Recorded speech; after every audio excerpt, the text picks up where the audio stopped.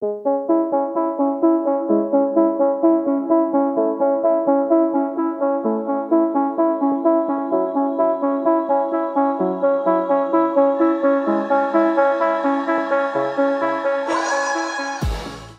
and welcome to the Blackout Podcast, where I get to talk to amazing people who do amazing things. I'm here in Healthy Minds Cooperative boardroom with Brad Rowe. Thanks for welcoming me today. Thank you for having me. Okay, so Brad, how did you come to work at the Health Minds? Now, honestly, I looked into it. I live with some mental health challenges.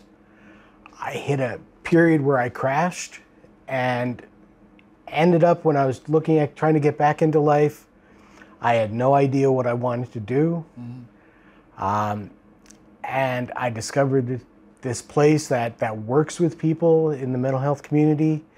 And one of the amazing things, and I do mean amazing, is that everybody here self-identifies as having lived experience. So for me, it was like I walked in the door and they got me. And, you know, I just sort of stumbled on it, and it was fortunate they had a position open, and, you know,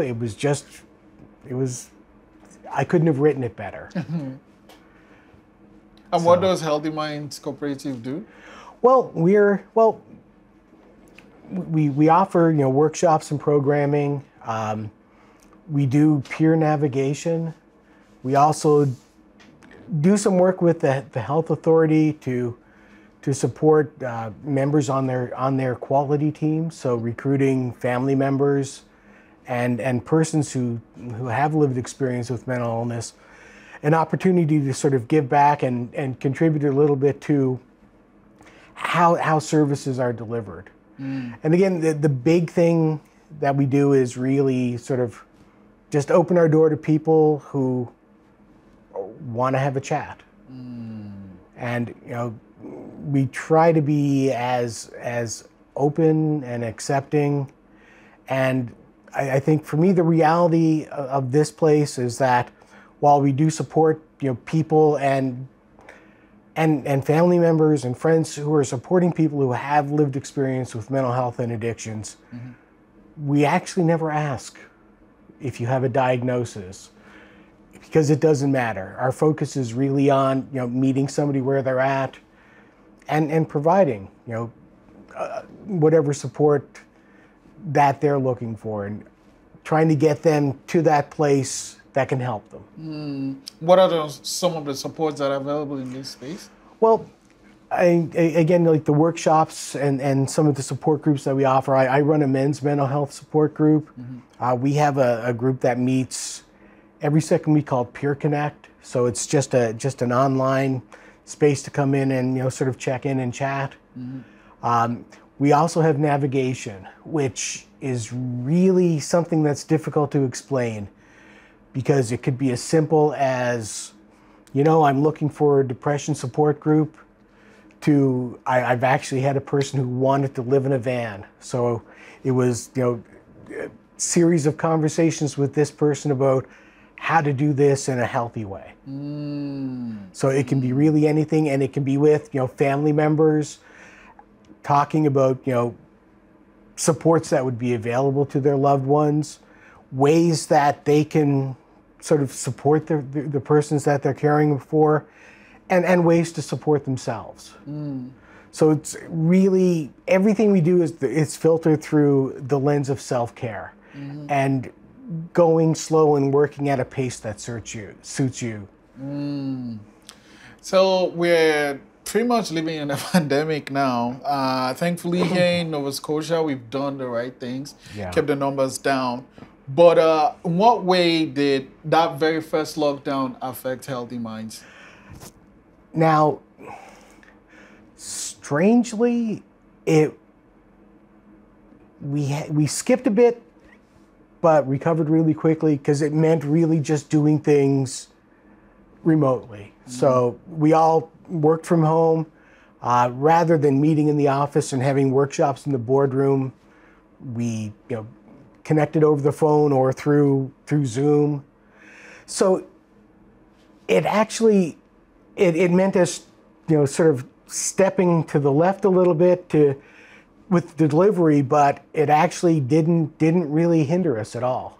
And in fact, it allowed us to expand what we do. So, because of the nature of connecting via the internet, we can connect with people across the province rather than just meeting in person and being limited to this geographic area.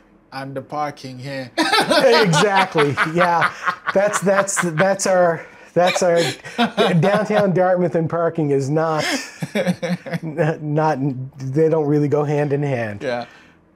So mental health is something that's important to me and to a lot of people, and I feel everyone has their own story, right?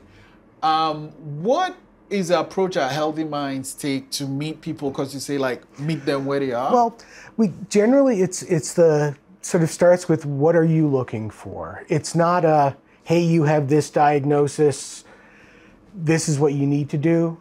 So it's really it can be somebody who's looking to get reconnect with things in the community, maybe through recreation, leisure programs, that sort of thing. Or it could be somebody who's, and this is sort of for me, it's a bit of a scary conversation. It's that trying to connect to services. Not that it's scary to connect to services, but there are people who weren't aware that, mental health and addiction services are part of our healthcare system. So there is no cost to them.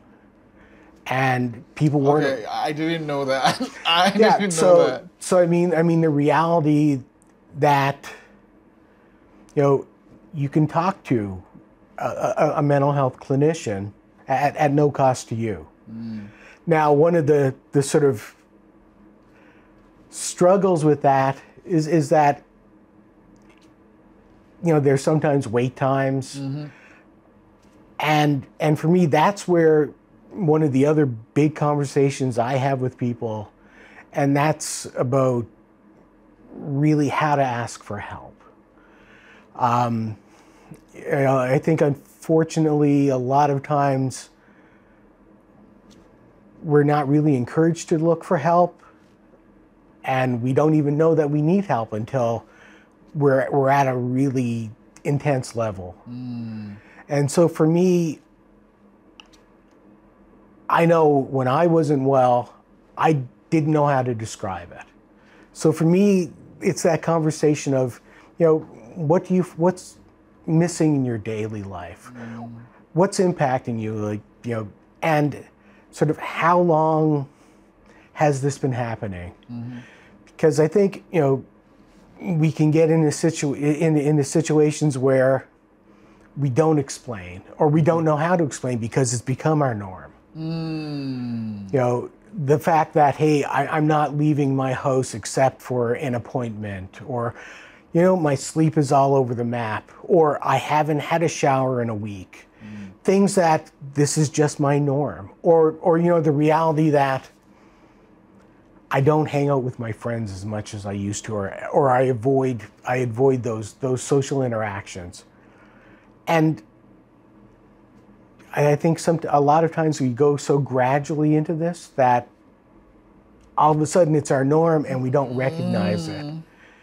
And a lot of times I think it's until we actually try to do something different, like go out, or we're sort of smacked in the face with it, that we really don't know how hard it's hit us. And so for me, I know I had a challenge in explaining that, because this was just my day and this is just where I was at. And how do you explain feeling numb? And so for me, it's that sort of trying to bring that lens on, what do you feel is missing? Because a lot of times I think, especially in the mental health world, the internet is a wonderful thing, and it will tell you exactly what's wrong with you. And sometimes the challenge is that if you know everything about what's going on with you, there's not a lot of help that people can offer, because it's not, here's a pill, take care of it. It's if I'm identifying everything and I know, then sometimes that's perceived as not needing as much support. It's like, if you know, for example, that your roof is leaking, and every time it rains, it's going to leak, then, calling in somebody to find out what the problem is going to be can seem to be a little redundant. So it's like, your roof is leaking. So the thing is, we know the roof is leaking. The question we have to ask is, how do we fix it? Right. And that's the thing sometimes that we're not asking. We're not saying, hey, I'm not hanging out with my friends anymore. And in fact, I haven't seen them in months. We're not saying that. We're just sort of, saying that life isn't good, or I need help. And I know I've experienced that, once I started looking at what was missing, once I actually began engaging in that, then all of a sudden things became simpler. Like, I know when I was really not in a good place, like I was literally, I was homeless. I was fortunate in that I was able to host sit for a nephew, so I had a roof over my head, but I didn't have my place. I hadn't worked in years, and I had, I made that calculated or that miscalculated error of trying to live on credit cards. Oh boy. So I was at that point where, the creditors were calling. I had no money, and for me, my life was like, I can't work, and I don't know if I'll ever be able to work. I'm sort of bumming off my nephew, and I've got these people threatening lawsuits, and everything was so big that it was just hopeless. But during that time, what really bothered me was the fact that one day I woke up and I realized, wow, I haven't changed my clothes in a week. So the debt and the job and all that stuff, things I couldn't even think about trying to address. But having a shower and putting on clean clothes was something that I could do. So for me, it's that question of like, what's poking me right now? What's missing right now? And by looking at that, that's how I think we can address those challenges, because we're putting it into real life terms. I could sit there and I couldn't tell you what was wrong with me. I couldn't tell you what I needed. I couldn't describe, that classic question of how are you feeling? Well, I was just numb. I didn't feel anything. But it bothered me. This is the thing that bothered me. And it's something that I could have an impact on. And I think, putting things in those terms of the relevance to you, and then going and from talking with clinicians, a lot of times it's that, if we can sit down and understand what you want to work on, then we can make a plan together. And I think sometimes like that ask is missing. It's like sitting here and saying, I have anxiety. Well, what does that mean? And how's that impacting you? I have anxiety and I feel a little nervous if I have to go out is one thing, but if I have anxiety and I can't leave the house, or the phone rings and I go into another room, putting those things into a perspective that can show how intense the situation is for you. And also it gives a focus on what to work on. And again, the other big thing for me is that and I don't mean to try to simplify things, but if it's simple and keeping it as simple as possible, it makes it easier for me to work with. You know, and I think, you know, like, because one of the things from my own experience and from talking with people, we sort of sometimes can experience a bit of a slowdown in our ability to process and to think, and our memory sort of slides a bit. And again, you know, when we're faced with that, simple things become so much harder. Yes. And I think, you know, for me, that reality of, you know, I like to say to people, like, you know, if you were stuck in bed with a cast up to here for 6 months, you're not going to have that cast taken off and then the next day go run a marathon. And I think, you know, it's the same thing with mental health. It's like, you know, we put so much of our energy, and sometimes it takes so much for us to just get through those days, to be so strong, that once we start feeling a little better, we have that expectation that we can just jump back into life, and we don't allow ourselves the time to sort of build back up. And so for me, it's that, you know, going slow, and again, it's that, you know, sort of what's poking me right now. What are those 2 or 3 things that I would like to do, or that I feel is missing?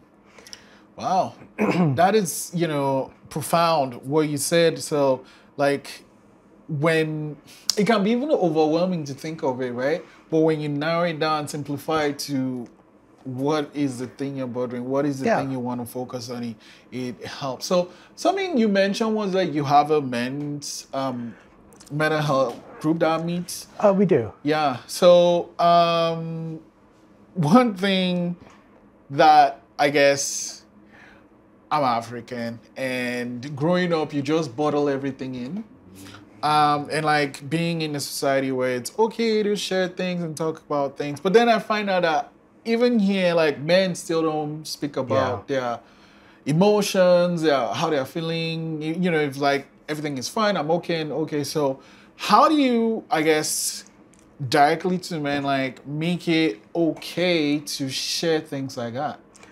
Well, I mean, the first big thing is that, and this may sound horrible, but it's all men. So it's like, I find I've been in mixed groups, and there's just that resistance to even talking about problems, or quite honestly, even like I've talked to guys who said they've been in groups and they're afraid to share because they don't want to trigger somebody else. And so for us, our group is really, it's very candid and uncensored. You know, you don't have to, you know, really use polite language sometimes. You know, you can just talk and express yourself however you're feeling. And again, I think, you know, there's that moment where, you know, somebody shares something and you connect with it.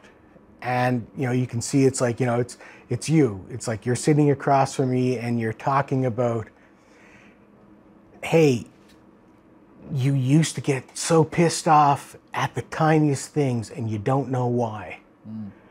And, you know, all of a sudden, like, you know, 3 other people are sitting there saying, yeah. And then the conversation, it opens up. And there's that acceptance and that lack of judgment with it. And again, I think, you know, it's really unusual because, you know, it generally, and I'm being very general with this, of course, but, you know, I've never sat around with my male friends and talked about how I'm feeling today, you know, or you know, if I'm in a bad mood, I certainly don't sit down and break it out into my feelings. It's you it's more along the lines of, screw it, I'm going to hit something, or, and I think even even the reality of a lot of the things that we talk about, the irritability, the aggressiveness, the anger, that frustration and how it comes out, that's almost an acceptable trait in a man. If you get angry, you're just a guy. You may be a bit of not a nice guy at that moment, but it's more acceptable. Whereas if you were to sit there and cry, it's totally, so taboo. Yeah, nobody wants to handle or see that. Yeah. And I think creating a space where we can talk, and the reality, with the men's group, is that the conversation is driven by the group. So it's not let's sit down and talk feel good stuff. It's we can sit down and talk about. I mean, obviously COVID has been a big thing, but we'll talk about, we had a great conversation about the stupid accidents that people have when they're driving motorcycles and experiences with that. And so it's not just sitting down and it's mental health, and it's just, first off, it's just a place to talk. And and then as people become a little more comfortable, it's that sharing. It's the, I had a bad day and this happened. And rather than we don't go around and say, hey, talk about how crappy your day is and you have to bare your soul. It's sort of, we do a bit of a check-in, and like for example, it could start off with a guy talking about the problem he had driving in traffic today, and then that sort of opens the conversation up a little bit. So it's not, hey, have you cried lately? It's, it's like we're just sitting here having a conversation, but there is that space and the freedom to open it up a little bit. And it does. And I think, as people come back, there's that freedom to talk about, I had this experience. And the other reality for me is that it is a very candid conversation. So it's not, you don't have to, couch things in, in language that isn't going to hurt someone's feelings. Yeah. And the other thing we really try to balance, the sharing, but not getting into the war stories of, it's not me sitting here saying, oh, they did this and they did that. And it's the, okay, what did you experience?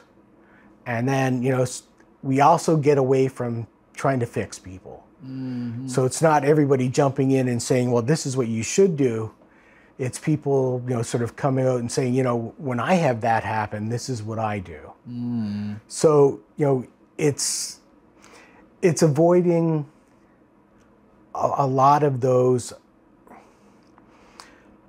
and I'm sorry, I'm lost for the word, but a lot of those, those sort of triggers of, I'm going to shut down.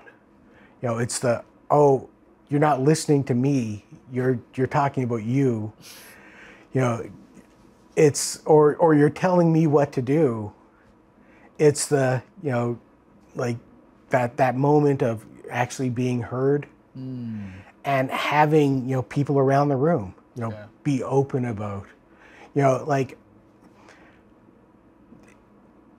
I can remember we had a conversation and a guy, said, he was getting ready he was actually out picking up suits for his upcoming wedding. And he was so intensely anxious that, just going in there and, the reality of this happening and just feeling like everybody was watching him, and he, it was this intense thing. And he said, I left the store and I went out and I sat in the car and I cried. and nobody made fun of him, nobody laughed, and it was just this moment where guys were supportive and talked about I've been in that place where I've been so afraid that I was going to screw up that I felt sick. So like me feeling sick and you going and crying isn't a big leap. So it's that kind of supportive thing and relating those experiences, and really I haven't encountered in the group. I haven't encountered a situation where somebody was made to feel that it was ridiculous or stupid. There wasn't that but you should have done this moment, because I think one of the things that we're not really taught is that people feel and it's just people, and we have feelings and we experience these things. And I know, like, as men, we're taught to suck it up, to shut up, and we're made to feel weak. And even though I know today, in this day and age, we're supposed to be more, but there's still that face that gets made if you start talking about my feelings. Yes, that's very true. And something, the way you're describing this group, it seems like this super safe space. But something crossed my mind. Most of the members of this group have been there for some time. How do you handle when a new person joins? Because the new... Well, and actually we've had a couple of new people come in. And basically it's just, you're just part of the group. So, like, everybody is encouraged to participate at whatever level. And it's really, honestly, they're not treated any differently. We'll do a round of introductions, and it's just, again, it's sort of hard to explain, because like when you're pointing that out, like there's not a process of hey, you're the new person. It's there, and quite honestly, we've had like probably about 2 or 3 newer people who came in, and they've been the most engaged. Did anything change with things going online? Because there's a difference with having 5, 10 people in a space versus having 10 people on a screen. Now, with COVID and this change, we did lose some people. We've had people who weren't comfortable in accessing things online. But also, to be quite honest, I think the group itself, I prefer being in person. I talk with my hands, and there's something about the energy in a room that is missing, and so it's a bit of a muted conversation. But the other reality of being in person is that we had a guy from Colorado join. So, that fact, and the fact of we've got people who there's one guy who he works and he's getting home just as the group is starting. Right. So there's those benefits. But again, we did lose some people with that. And I think, again, the richness of the experience, the social aspect of it is missing.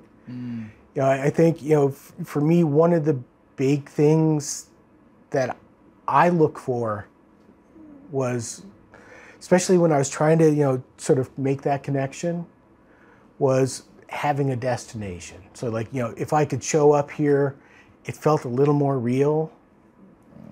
If I'm sitting in my apartment, online, the experience is a bit muted. So I'm sort of sort of I don't know, like the groups tonight, and I'm really looking forward to it because it's always a good experience. But and I'm thinking, like, you know, like if it was in person, I don't think it would be, and I hate saying this, but I don't think we're missing a whole lot. But also because we've been doing it for so long that way. Yeah. I think, I mean, not to be wavering on this, but it's a real conundrum for me because I think it's more of a coin toss of, is it good, is it bad? And I think, you know, the reality that we're getting together and we're having a conversation, and we can have these conversations that, you know, can go anywhere and feel comfortable and you know, again, we try to engender a safe space. And I know we throw the word safe around a lot, but for me, it's like, you know, you can talk about, and one of the things, like the conversations we do have occasionally is about suicide and suicidal ideation. And for me, my experience with suicide is that, you know, it was my reality of having an illness. So I've learned, like, you know, working with the co-op for about close to a decade, that it's not a horrible thing to talk about, and it's actually a really, really good thing.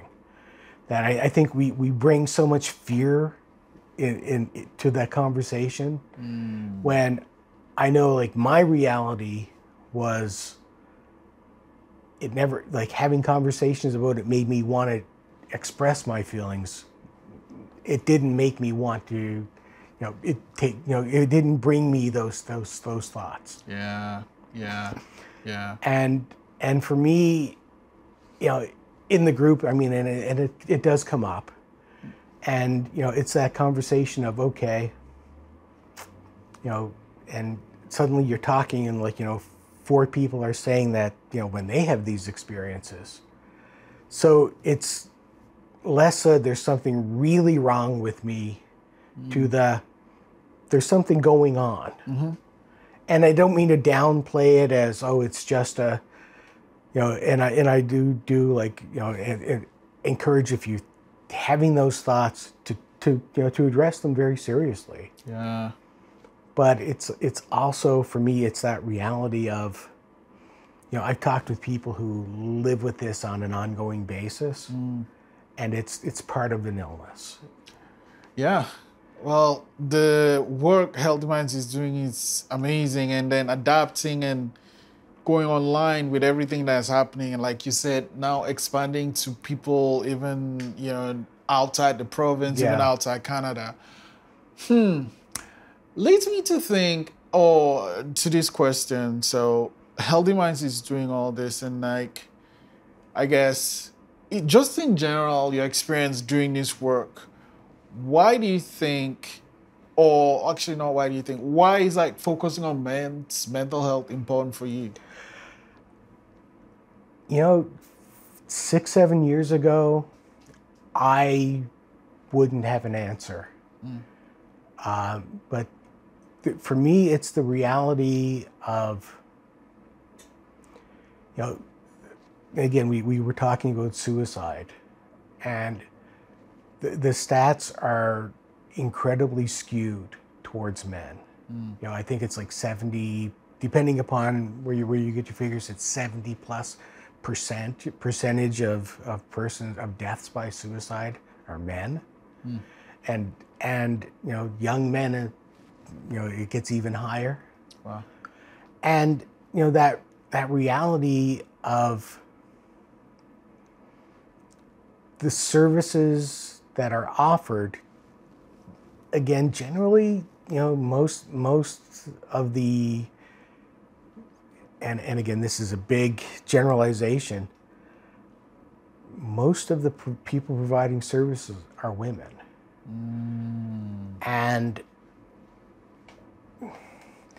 again, for me to sit down with you and talk about, you know, I'm going to be more comfortable talking about getting pissed off and punching a wall with you than I am with a woman, because again, I know I would be afraid of how you're going to judge me. You know, am I, you know, and I don't know what kind of language we can use here, but am I just this, am I just some kind of asshole versus the, you know, I'm somebody who's struggling. So I know when I was talking to clinicians, I would never talk about things in that. I would talk about being angry and frustrated. I would never talk about getting pissed off and drilling something against the wall. Because, oh, you're going to think I'm just one of those crazy people.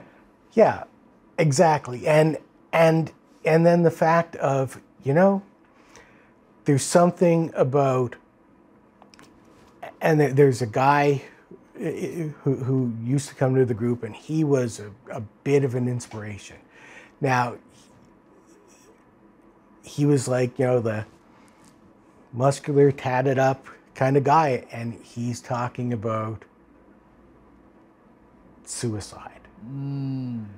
So it's like, if this, you know, like this image of like, this is the guy who, and I hate being stereotypical, but it's like, you know, if you were young, 30-ish, this is the guy you want to be, like well-dressed, well, you know, like does the gym, that kind of lifestyle kind of guy. And it's like, he's sitting there and he's talking about these things. Yeah.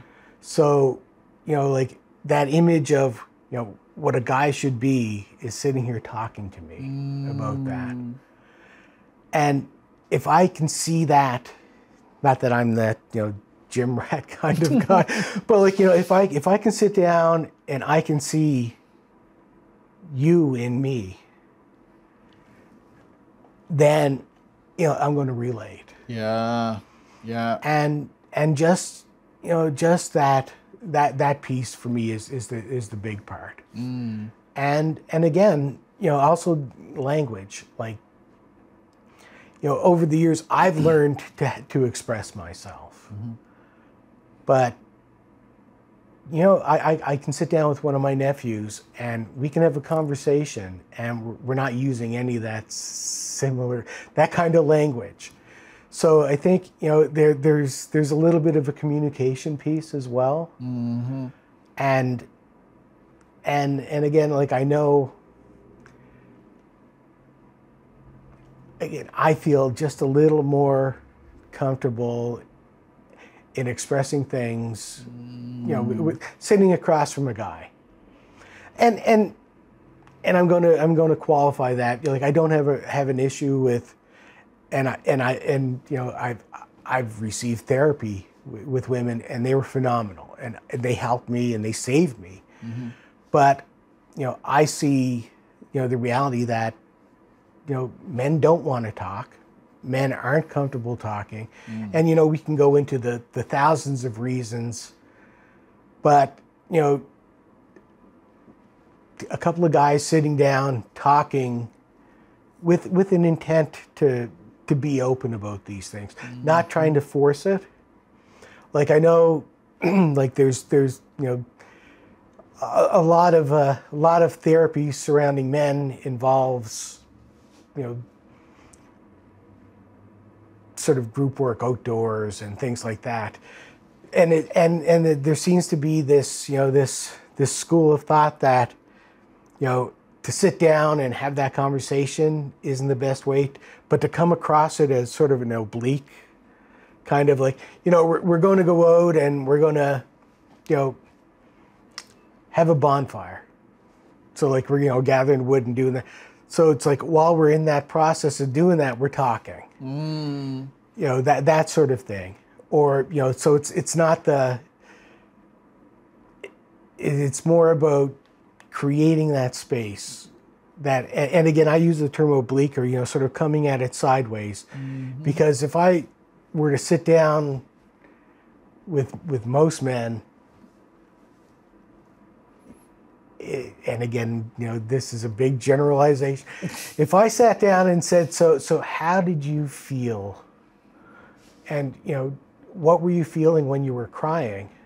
And unless we've had that conversation a few times before, you're not going to say anything. You just zip up straight, yeah. You know, or you're going to, you know, just come off with some comment to brush me off. And that's the thing. I think, you know, it has been understated, you know, that need for that space and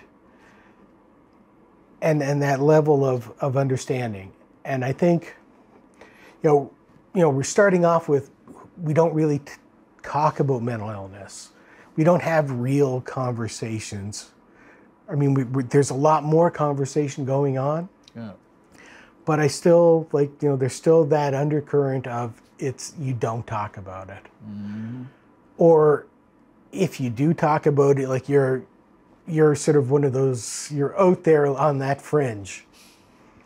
and for me, you know, it's like in the group, like, you know, like if you're hearing, like it was interesting. We had a guy who's like, he's in his 80s.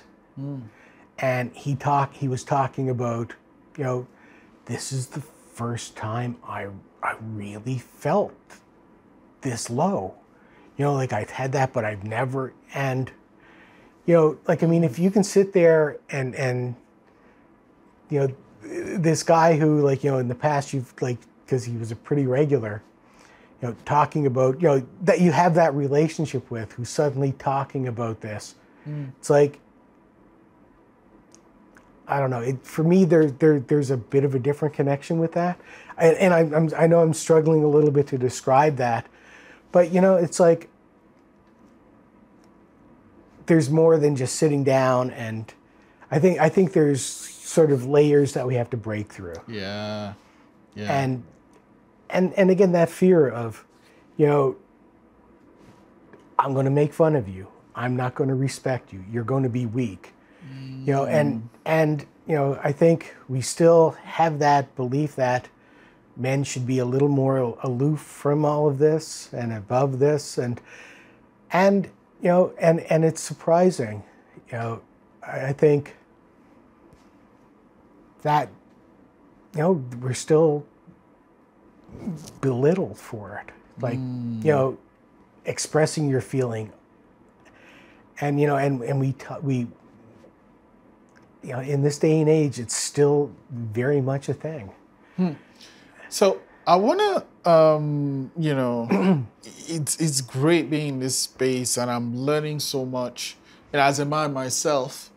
But I want to end with this question, though. You do all this, and you've done it for these years, but, like, even though it's in a safe space and it's a group where it's all men, there's gotta be times where it's heavy. What are things you do for your own self? Now, for me, self-care is a huge thing. The reality for me is that I'm just here to be a sounding board. I don't take ownership of what you're going through. I can empathize. And I realize, you know, that when I wasn't well, and I always come back to that as my reference point, there wasn't a whole lot that people could do for me than just sort of being there. And I know for me, I'm not trying to fix you.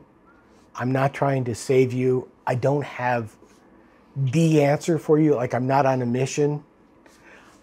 I'm here to share some space, share a little bit of my experience, maybe learn from you too. But to sort of just normalize that and not take ownership. And not to be, you know, disingenuous with your experience. You know, like, while also not trying to take it on, because I've seen people in the mental health community who, you know, you have a problem and it becomes their problem, and that for me is, first off, the biggest way for me to fail and to crash and to get sick. And I always sort of judge it from the reality of, you know, what's the piece that I'm bringing today. This is my piece. If I do that, I've seen the benefit that can have. And for me, it's also that other part of, I would like to be doing this 5 years from now. Oh. I can burn out now, or I can do this. And for me, it's setting that expectation of, you know, this is my piece. But then it's also, you know, the reality of, you know, you talked about self-care. And for me, it's I've learned to sort of connect with what I'm feeling, not the why. And allowing myself to sort of experience what I'm feeling and processing that. Because if I've learned that, you know, like, a lot of my challenges were a product of keeping that story going. And knowing that I'm never going to have an answer. That sometimes it's about accepting that, okay, this is bad, and, you know, especially, you know, if we're dealing with trying to support somebody, it's that, you know, I'm watching you suffer, and struggle and hurt, and I'm feeling that. And then sometimes I also know, hey, you know, there are things that you can do, but you're not able to do it because of where you're at right now. So you get into that loop of, I'm just watching you, and then, you know, the frustration and the pain and everything. And for me, it's that, you know, I know you're safe. And for me, that's sort of that basic piece of, because I mean, I know I spent years struggling, and I know it's not overnight, and I know nobody's going to, like, parachute in and save the world. So for me, it's that, you know, if I know that you're safe, and by safe I mean, you know, you're not going to, you know, take any steps that are going to be, you know, severely detrimental. You're not going to take your own life, those sorts of things. And if I know that, you know, you're not placing yourself in that kind of risk, then, you know, everything else is one day at a time, and being there, holding that space, and offering that. And again, for me, that's where the self-care piece comes in, because if I'm diving into your world and trying to save you, you know, my experience has been, and the things that I've seen is that, you know, if it's the, hey, you're drowning, I can pull you out, but I can't fix all of the reasons why you went in the first place. Yeah. And I think we get caught up in that. And again, it's, you know, I think one of the problems is that we care, and we want to help, and we want to end the suffering. And it's that piece of, if I had a magic wand, I would. But knowing that the best thing sometimes that we can do for that person is to just take care of ourselves.